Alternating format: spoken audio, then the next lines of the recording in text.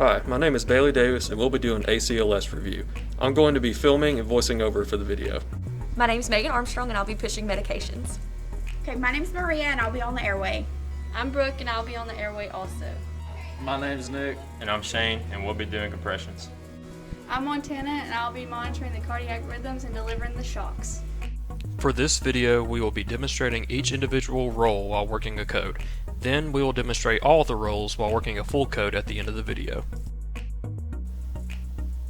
When coding a patient, it is important to bag them to ensure ventilation is occurring. Make a proper C and E seal. You should bag them about every 4 to 6 seconds while ensuring adequate chest rise. Sometimes it is also necessary to intubate the patient.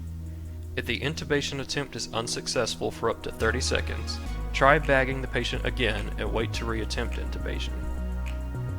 When orally intubating, make sure not to rock back with the laryngoscope. When the tube has been inserted, attach a CO2 detector between the ambu bag and the ET tube. Check for positive color change and chest rise. Breath sound should also be auscultated to ensure adequate placement.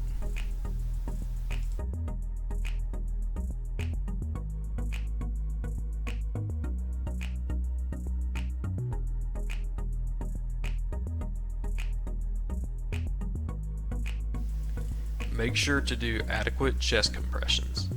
The compression should cause the chest to sink by at least 2 inches. If another person is available for compressions, switch out every 2 minutes or whenever you tire out. When working a code, you should administer epinephrine every 3 to 5 minutes. Epinephrine is a vasoconstrictor that can help improve pressures in the brain and heart. Other medications to consider during a code are amiodarone, lidocaine, and atropine. It may be necessary to attach shock pads on the patient to try to bring back a pulse. Place them in the appropriate areas to ensure electricity travels through the heart when administering a shock. There are 3 shockable rhythms: ventricular tachycardia, ventricular fibrillation, supraventricular tachycardia. For everyone's safety, make sure all workers are clear of the patient when delivering a shock.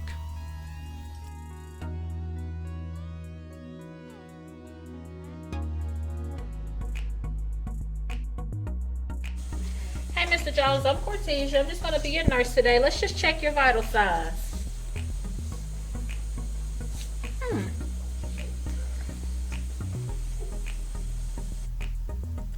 If a patient is found unresponsive and with no pulse, press the code blue button if the hospital is equipped with one and get help. Compressions should be started immediately, as well as getting an ambu bag ready for ventilation. Depending on what hospital you work at, there may be a crash cart available on your floor. It is important that everyone knows their roles when working a code. This ensures more efficiency and better teamwork.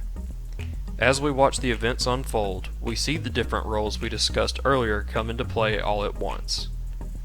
Some therapists are doing compressions while others work on the airway and bagging.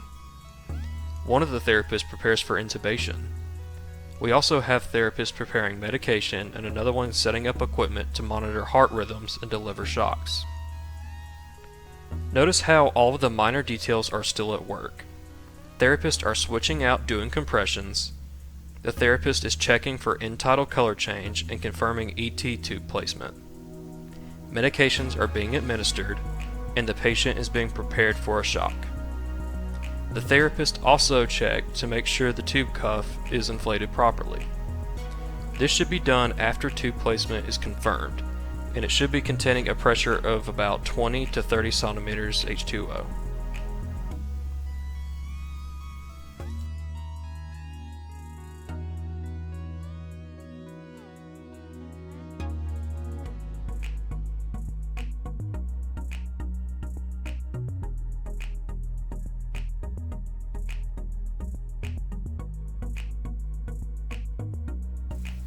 The therapist continues switching out doing compressions, while one of them also administers medication.